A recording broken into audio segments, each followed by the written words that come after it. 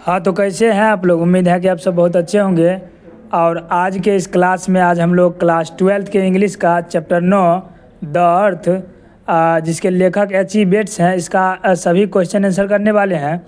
क्योंकि इससे पिछले लेक्चर में हम इसका समरी पढ़ चुके हैं। ठीक है, आई होप कि वो समरी आप पढ़े होंगे। और यदि आप वो समरी पढ़े हैं तो निश्चित तौर पर इस क्वेश्चन को समझने में आप लोगों को आसानी होगा। ठीक है, तो इसका पहला क्वेश्चन देखिए, कह रहा है आंसर द B1 में आंसर द फॉलोइंग क्वेश्चन, यानी निम्न प्रश्नों का हमें उत्तर देना है। ठीक है, पहला क्वेश्चन है who is a tenant farmer, यानी कि कह रहा है who is a tenant. Tenant मतलब होता है किराएदार। किराएदार समझ लीजिए, या गांव घर का भाषा में उसको बटैयादार बोलते हैं। ठीक है, तो किराएदार किसान कौन होते हैं, या बटैयादार किसान कौन होते हैं। ठीक है, तो देखिए, करा a tenant farmer is a person, यानी एक जो किराएदार किसान होते हैं वो एक व्यक्ति होते हैं हु जो resides on land owned by A landlord, जो जमींदार से ज़मीन ले करके किराए पर और उस पर क्या करते हैं, खेती करते हैं, खेती बाड़ी करते हैं। ठीक है, तो एक बटाईदार या किराएदार किसान उस व्यक्ति को बोलते हैं जो व्यक्ति क्या करता है, तो ज़मींदार से ज़मीन ले करके और उस पर खेती बाड़ी करता है।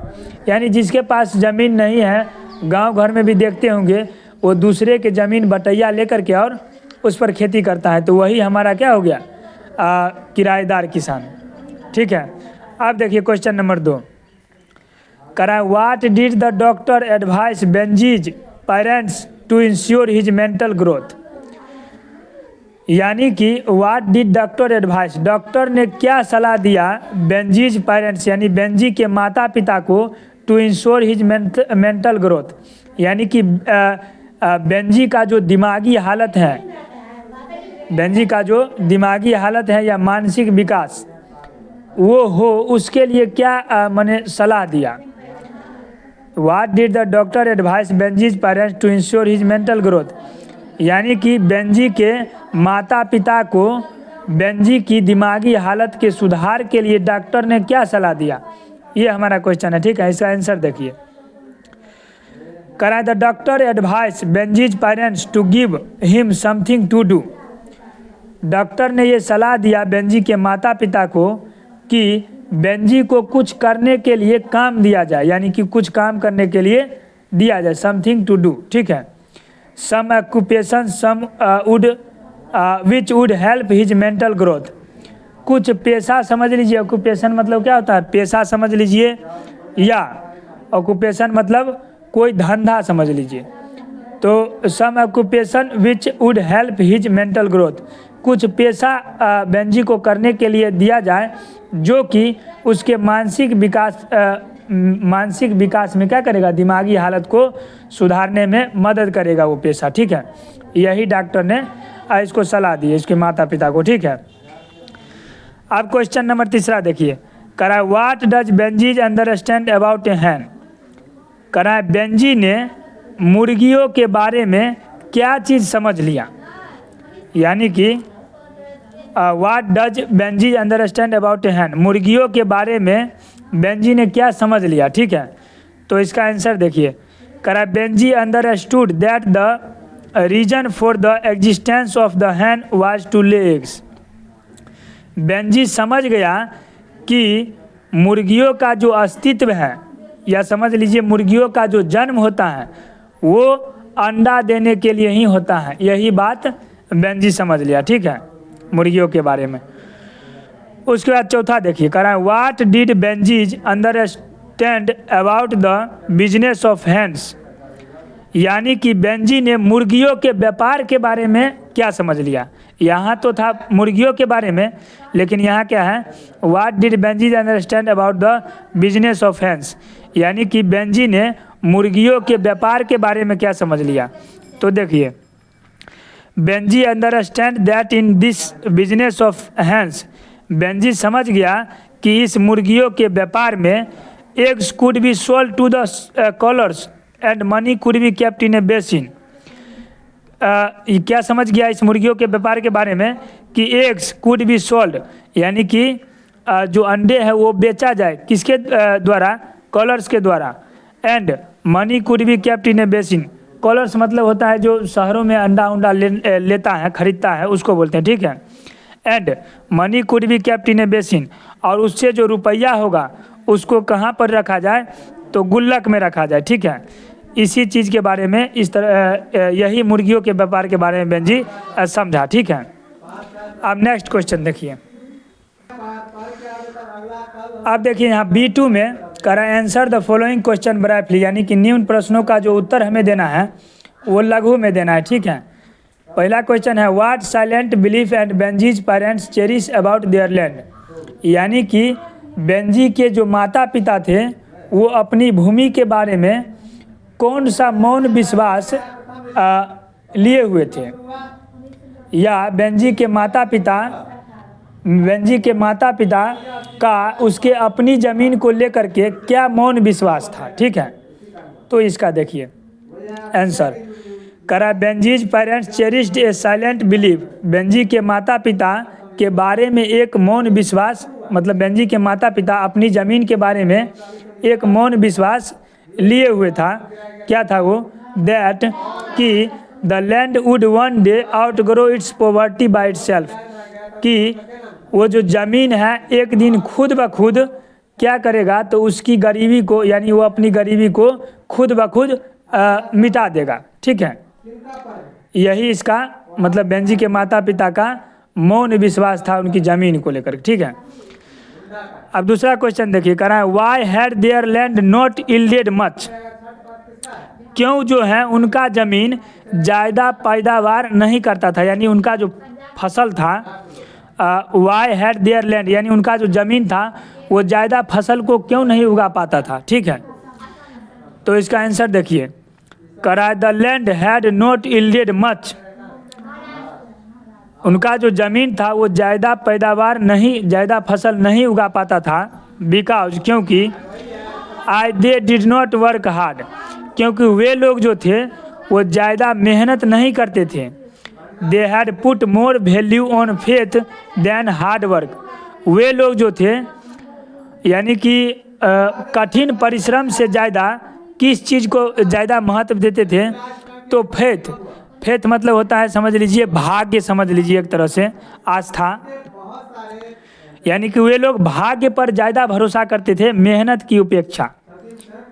वे लोग कह रहे हैं देखिए the land had not yielded much, यानी ज़मीन जो है ज़्यादा पैदावार नहीं कर पाता था, बिकॉज क्योंकि they did not work hard, वे लोग ज़्यादा मेहनत नहीं करते थे। They had put more value on faith than hard work, वे लोग कठिन परिश्रम से ज़्यादा अपने भाग्य के भरोसे बैठे रहते थे, ठीक है। इसी कारण से उनका ज़मीन ज़्यादा पैदावार नहीं होता था। अब क्वेश्चन नंबर तीसरा देखिए, कह रहा है how did Benjy's parents feel when he silently put the passbook in his pocket, कह रहा है how did Benjy's parents feel, यानी कि बेंजी के माता पिता जो है वो क्या महसूस किए, कैसा महसूस किए? व्हेन जब he silently put the passbook in his pocket, जब ही मतलब कौन? तो बेंजी, जब बेंजी ने चुपचाप पासबुक को अपने जेब में रख लिया तो उसके माता पिता क्या महसूस किए, कैसे महसूस किए? तो वो देखिए, करा the their feelings were hurt, उनकी भावनाएं जो थी उनके माता पिता की वो आघात हुई। They felt a mixture of disappointed, वे जो है करा they felt a mixture of disappointed, वे किस तरह से महसूस कर रहे थे? तो मिक्सचर ऑफ डिसपॉइंटेड मतलब होता है निराशाजनक, यानी कि निराशाजनक मिश्रण समझ लीजिए, उस तरह से महसूस कर रहे थे। फियर, डर भी रहे थे। प्राइड मतलब होता है उसका मतलब गर्व भी हो रहा था और दर्द भी हो रहा था, ठीक है। गर्व इसलिए हो रहा था क्योंकि बेंजी जो है अब उनको लग रहा था कि समझदार हो गया, चुपचाप अपने जेब में डाल लिया, ठीक है। उनको इनको लेकर के मतलब इस बात को लेकर के उनके मन में निराशा भी हुई, दर्द भी हुआ, डर भी हुआ, लेकिन थोड़ा बहुत गर्व भी महसूस हुआ कि चलिए मेरा बेटा कुछ तो करना सीख गया, ठीक है। तो तीसरा हमारा ये था। अब चौथा देखिए, कह रहा है what had Benjy's parent expected when they handed him the passbook. यानी बेंजी के माता पिता ने बेंजी से क्या उम्मीद किया था when they handed him the passbook, जब वो पासबुक जो है उसके हाथों में थमाया था। ठीक है, तो इसका आंसर देखिए, कह रहा है they expected Benjy to thank them for the gift. वे उनके माता पिता जो है, बेंजी के माता पिता, वे ये भरोसा किए थे, मतलब उनको इस बात का भरोसा था कि बेंजी को जैसे ही वो पासबुक थमाए हैं तो Benji to thank them for the gift, इस गिफ्ट के लिए बेंजी क्या करेगा, उसे धन्यवाद देगा। ठीक है, and a word of willingness that they should share, और उस पासबुक यानी कि उसके खाते में जितना भी पैसा उसा है उसमें से थोड़ा बहुत पैसा क्या करेगा, इन्हें भी शेयर करेगा, देगा। ठीक है, द मनी, वही रुपया देगा इनके माता पिता को।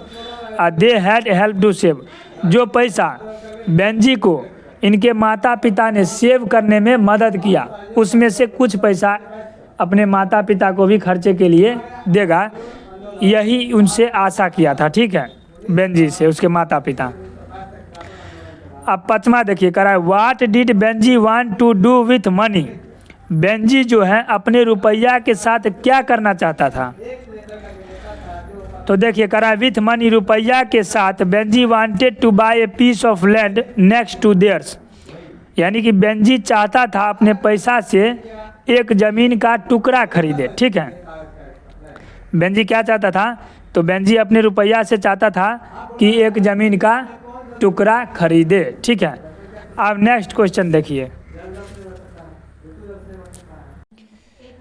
अब B3 क्वेश्चन देखिए, करा answer the following question briefly, यानी कि ये भी वही है, निम्न प्रश्नों का उत्तर हमें लघु में देना है। ठीक है, पहला है who has Johnson rented their land from, यानी कि जॉनसन को अपना ज़मीन किसने किराए पर दिया था। ठीक है, तो देखिए कह रहा है Johnson had rented their land from Sanders, यानी जॉनसन ने अपना ज़मीन जो है सेंडर्स नामक व्यक्ति से किराए पर लिया था। ठीक है, दूसरा देखिए अब क्वेश्चन इसका, कह रहा है what information did Sanders give them that made them happy, यानी what information did Sanders give them, Sanders ने कौन सा सूचना उसे दिया, उसे मतलब किसे, जॉनसन को, दैट जिससे मेड देम हैप्पी, जो जिससे क्या हो गया, तो जॉनसन खुश हो गया, वो इन्फॉर्मेशन सुन करके खुश हो गया। ठीक है, तो इसका आंसर देखिए, कह रहा है सेंडर्स टोल्ड देम, सेंडर्स ने उससे कहा, किससे,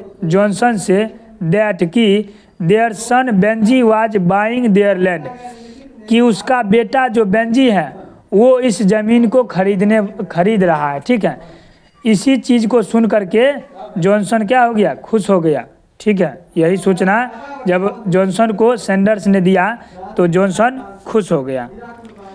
अब तीसरा क्वेश्चन देखिए, कह रहा है हु वाज फ्लोरेंस, फ्लोरेंस कौन थी, फ्लोरेंस वो जो लड़की थी वो कौन थी, तो Florence was one of Benjy's employees, यानी फ्लोरेंस जो था, फ्लोरेंस जो थी वो एक बेंजी के ही मतलब नौकर थी।